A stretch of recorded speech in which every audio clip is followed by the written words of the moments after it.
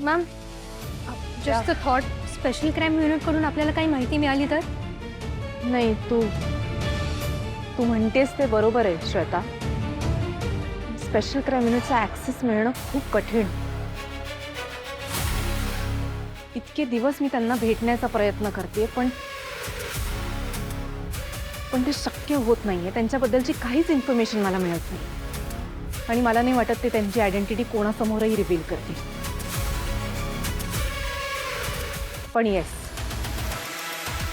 Special crime युनिटला भेटण्याची इच्छा मलाही आहे.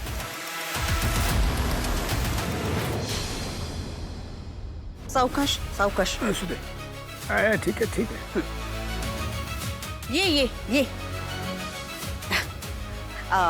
त्याला आला इथे. बोलायचंय त्याला तुमच्याशी. बोल बोल ना. नाही नाही, ऐका ना, ते त्याला त्याची चूक मान्य आहे आणि त्याला त्याची चूक कळली हे सांगायचं त्याला.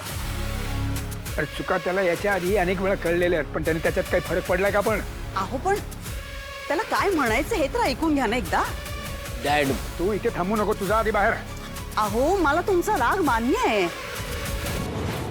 पण आता काल मी पण नाही का रागाच्या भरात तुम्हाला काय वाटेल ते बोलले. पण असंच असतं, माणूस जेव्हा रागात असतो ना त्याला आपण काय बोलतो काय करतो काही कळत नाही. पण एकदा राग शांत झाला ना की मग त्याला जग कळतं, माणसं नव्याने दिसतात. तू त्याच्या चुकांवरती पांघरून घालण्याचा प्रयत्न करू नकोस. अहो पण असं काय करताय? कोणी आपली चूक मान्य करत असेल, ती सुधारण्याचा प्रयत्न करत असेल तर आपण त्याला एक संधी नको का द्यायला? हा हो ना दया पप्पा, असा मूर्खपणा युवी पुन्हा नाही करणार. ते म्हणतात ना, सुबह का दूल्हा अगर शाम को वापस आए तो उसे दूल्हा नहीं कहते. निशी, तसं नसतं ते. ते कसंही असू दे, भावना इम्पॉर्टंट आहेत आणि दया पप्पांना माझ्या भावना कळतायत. हो ना दया पप्पा? आय नो युवी चुकलाय, तुम्ही शिक्षा द्या ना त्याला. उठा बशा काढेल नाहीतर कोंबडा बनेल. तुम्ही बोला, त्याला 4-5 दिवस उपाशी ठेवू का? बोला फक्त. निशी, डॅड ऐका ना, मला माझी चूक कळते, म्हणजे कळली आहे. तुम्हाला खरं सांगतो, मी जे केलं ना त्यामुळे मी माझ्याही नजरेत पडलोय. पण मी खरंच सुधारेन. आणि तुम्ही मला सांगा की, मला माहिती आहे आता तुमचा माझ्यावर विश्वास नाही आहे, पण विश्वास बसेल असं मी काय करू? तुम्ही मला सांगा ना.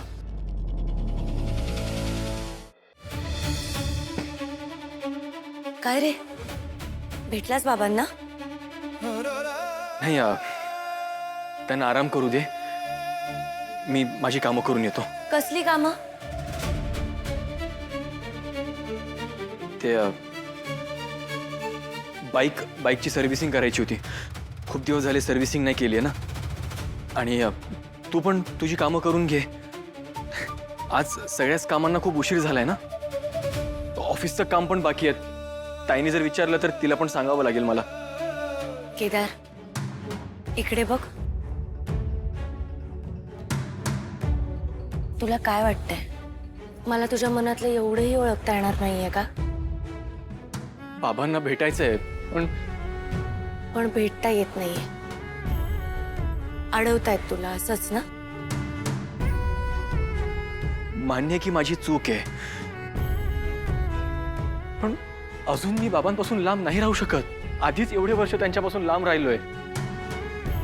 माझे बाबा कोण आहेत, कुठे आहेत पासून आता माझे बाबा कसे आहेत, या प्रवासात आम्ही खूप जवळ आलो एकमेकांच्या. आणि आता हे अंतर ना. ये इकडे बस, ये. नाही, मी ठीक आहे. तुला त्यांना भेटण्यापासून जरी अडवलं जात असेल ना, तरी त्यांना तुला भेटण्यापासून कोणीच अडवू शकत नाही. नाळ जोडली गेलेली आहे तुमची. इतक्या सहजासहजी कशी तुटेल? नाळ तुटणार नाही याची जबाबदारी नात्यामध्ये दोघांनीही घ्यायची असते.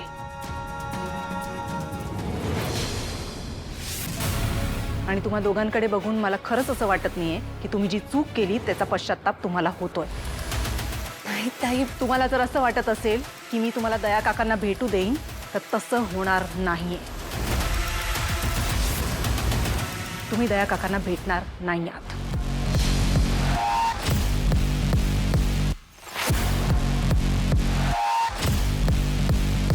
आपण जे काही केलं ते मुद्दाम नाही केलंय केदार. त्यामुळे स्वतःला इतका त्रास नको करून घेऊस. पण ताईचा गैरसमज कसा दूर करू?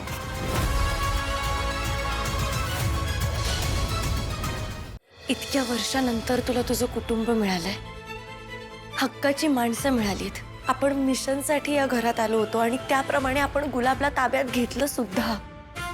पण गुलाबनी जे काही सांगितलंय त्यानंतर आपल्याच घरातल्या माणसांवर संशय घ्यावा लागणार आहे.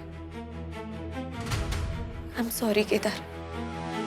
तुझ्यासाठी हे सगळं खूप कठीण होणार आहे. गुलाबला मी आजवर फक्त तुझ्या आईचा गुन्हेगार समजत होतो, पण या माणसांमध्ये माझ्या आईचा सुद्धा गुन्हेगार आहे. किती कठीण असलं ना तरी बॉस, ते सगळं आपल्याला करावं लागणार आहे. काय वाटतं कोण असेल? JPC प्रकरण जेव्हा झालं तेव्हा युवराजचा जन्मही नव्हता झालेला. तो योगायोगाने वाईट मार्गाला लागलाय, त्यामुळे त्याचा काही संबंध असेल असं मला वाटत नाही. आणि माझ्या अनुभवावरनं मला असं वाटतं की चेतना काकू असं काही करू शकत नाही. हां, पण आपण ईशावर संशय नक्की घेऊ शकतो. म्हणजे खरं तर तीही असं काहीतरी नाही करणार, पण आपल्याला तिच्यावर लक्ष ठेवायला हवं. तिच्याकडे दुर्लक्ष करून नाही चालणार. कौशिकीताईंचे बाबा म्हणजे तू बघ ना, MNNचं सगळं साम्राज्य त्यांनी उभं केलं, पण त्यांचा मृत्यू का झाला, कसा झाला हे आपल्याला माहीतच नाहीये. जरी आज ते हयात नसतील तरी ते गेल्यानंतर काहीतरी परिणाम झालेच असणार आहेत ना. केदार, मला असं वाटतं की हे सगळे डॉट्स आपण एकदा जॉईन करून बघायला हवेत. पॉसिबिलिटीज असू शकतात. या सगळ्या शक्यता एकदा पडताळून बघाव्या लागेल. युवराजची आई म्हणजे त्यांना आपल्याबद्दल रागच आहे, पण युवराजला या घरातले सगळे हक्क द्यायचे. त्यांचा गुलाबशी काही कॉन्टॅक्ट नाही, मला असं काही वाटत नाही. केदार, बाबा पोलीस असल्याचा पहिला नियम, संशय सगळ्यांवर घ्या, पण पुरावा असल्याशिवाय आपण कोणाला दोषी नाही सिद्ध करू शकत, असं तूच म्हणतेस ना बॉस. आणि बाबांवर मी याआधी पण संशय घेतलाय. मी प्रार्थना करतो की त्यांचा या गोष्टींशी संबंध नसेल, पण आपण त्या बाजूने पण विचार करूया एकदा. अजून कोणी राहतंय का? बॉस, एका महत्वाच्या व्यक्तीला विसरतोय आपण. अशी व्यक्ती जिचं या घरामध्ये जास्त काही म्हणणं नसतं, लांब बसूनही जवळचा. गुलाब म्हणाला तसा सावटासारखा. मकरंद काका? ते दुबईला असतात ना, पर्सनल बिझनेससाठी. घरात फार वावर पण नाहीये त्यांचा, आणि संबंध पण जवळचे आहेत. कोण असेल ही व्यक्ती जी चांगुलपणाच्या मुखवट्याखाली अशी वागतीये?